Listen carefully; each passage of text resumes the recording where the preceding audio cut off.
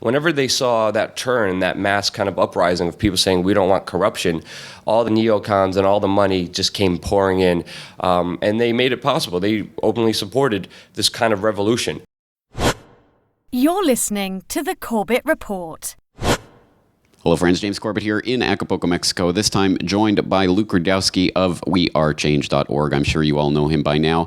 And of course, someone who concentrates on a lot of different issues. But as I understand, Luke, one of your main concentrations right now is Ukraine and what's happening there. Why is this so important at this particular moment? I mean, right now, it's pretty much a proxy war between the U.S., EU, NATO, and Russia. There's a big standoff, and there's a lot of key players, and I think it's really important because we're either getting Western propaganda or Eastern propaganda.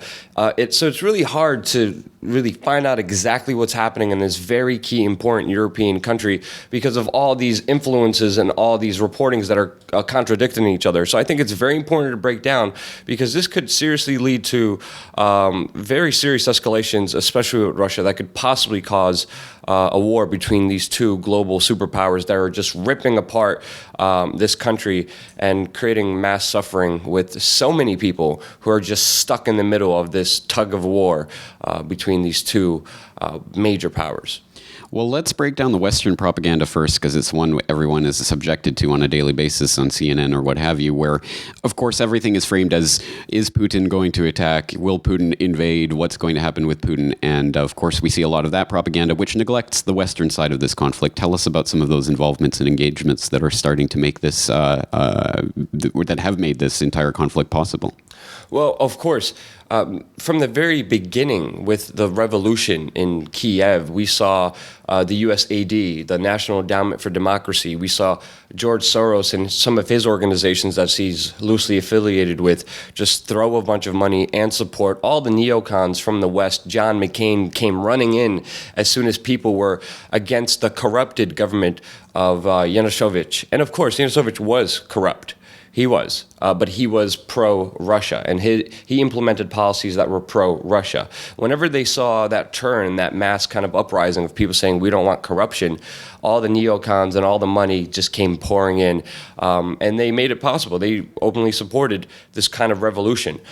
With this revolution, we pretty much came back to another place, but now we have another corrupted individual, Poroshenko, which even according to WikiLeaks documents and those diplomatic cables is a corrupt official. But he's a corrupt official that has ties to the U.S. And of course, that's going to fit in better because they want Ukraine to join the European Union. They want a closer connection with them. Ukraine is very important in so many different geographical aspects, but the main one, not only its vast amounts of farmland, but also its very close proximity to Russia. And if you look at all the bases, all the NATO U.S. bases around Russia, they are littered all over the place. So this would give the U.S. very key strategic locations very close, right on the border with Russia. And there's also a lot of consumer, also financial benefits, whether it's the IMF giving out the crack loans to this country and then rooting and robbing it blind,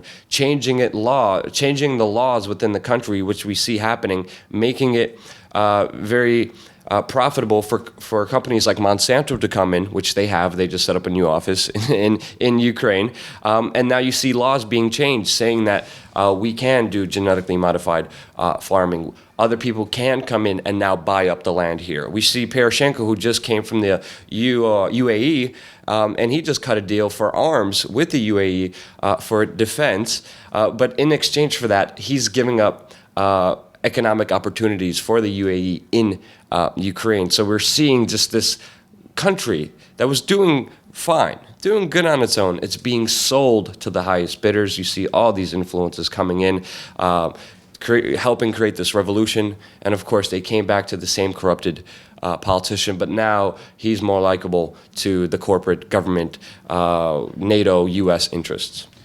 Well, you raise a couple of extremely important points there. First of all, there's the NATO encirclement of Russia generally, which Ukraine is obviously a part of, which is, I think, part of that key danger that you're talking about in the war scenario. But on top of that, you say about Ukraine being fine on its own. For the last couple decades, it's been ruled by oligarchs of one form or another, a lot of whom have been in bed with Russia and have sent a lot of the oil money and cut some oil deals for their own personal benefit, not for the benefit of the Ukrainian people, which I think is the neglected aspect from a lot of the alt media coverage of this. Yeah. So this is the Eastern propaganda kind of version of this. So what do we need to know about the ultimate solution to this? Because it seems that the ultimate solution can't be simply to give money and power back to these oligarchs. It has to be some way of returning power to the people of Ukraine to let them determine. I said fine compared to what they're going through now. Their economy is destroyed. They have no energy in any way, shape, or form. The coal that they were supposed to be mining in that Donetsk region can't even be mined because of the war zones. The amounts of debt that they are indebted to Russia, especially when it comes to gas in the, $6 billion? They're never going to pay that off. So financially, these superpowers want, okay, you're going to be indebted to us and work with us, and then they're vying for that power. They're vying for that money. The ultimate solution is really a hard one to kind of throw out there because it's such a complicated mess.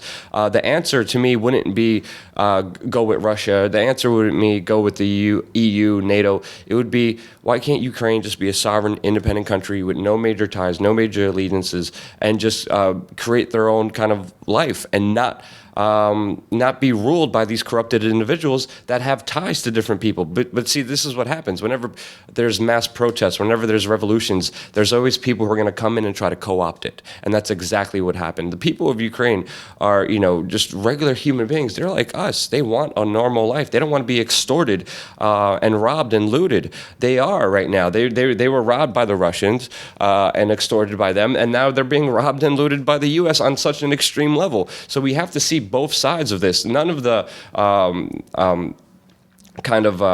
situation that was happening before in Russia was okay. No, it extremely wasn't. And we have to acknowledge that as well. We have to understand that there's war crimes being committed by both sides of this conflict, not just one side. It's not just the U.S. is bad.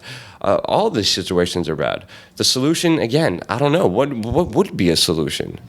Well, we have the IMF debt slave mastery problem. We have the military buildup problem. All of it from outside interference. I think autonomy has to be the answer, but how do they do that with an economy that's already been destroyed? How do we build that up? Dependent on foreign aid, crack loans, and debt that they're indebted to. So they're in an extremely horrible situation, especially right now with China also coming into play right now, saying that the U.S., a diplomat in China, pretty much just broke it down and in simple terms said the U.S. is pissing off Russia. They should just leave them the hell alone and stop meddling in this whole problem. So with China coming into this play, Ukraine can't be as strong-willed as it has been, especially against the separatists. And again, we're hearing both of these conflicts. How do you become sovereign? How do you become independent when you're so already tied down by all these corrupted individuals who sold your country down the road? That's an answer. It's like, man, yeah, it's not a political solution that's going to solve this. I wish I knew that question, but I wish I knew the solution to this problem, but I don't think anyone does. I think it's so convoluted. I think it's so complicated in just all aspects that there really isn't an answer, and sadly, the people of Ukraine are screwed. We need a fundamental revolution, and one that doesn't involve pitchforks at the White House or the Ukrainian equivalent. So I guess crystal ball time, what's the next big shoe to drop? Is it the debt problem? Is it the military buildup? What's going to happen? Right now, the ceasefire, as of now, is holding.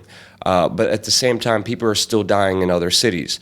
The buildup, they're moving away the heavy artillery, but there's even people in the United States, there's 2 congressmen who came out saying we need to send more nukes into, the Eastern Europe area. NATO is building up their bases, getting their troops ready all along the Eastern front. Russia, of course, is playing along into the same game, showing their power, showing their might, doing nuclear tests all throughout the region as well. There's a lot of troops, a lot of money coming in from all these sources, and it's just building and building up. And it's holding for now, but anything could break at any single moment. What I see envisioning, we could either have a really horrible situation that could engage in an all-out war between the Western powers and the Eastern powers, or The worst case scenario is Ukraine is screwed, and they are, sadly. Luke Rudkowski, for the 3 people in the audience who don't already know, tell us where you can find more of your work. Definitely check out youtube.com/wearechange. I dedicate everything I can to give you all the information and the sources of everything we talk about in almost every video that we do, and also just creative stuff. So just check out the YouTube channel. Luke, nice to finally meet you. Thank you for your time.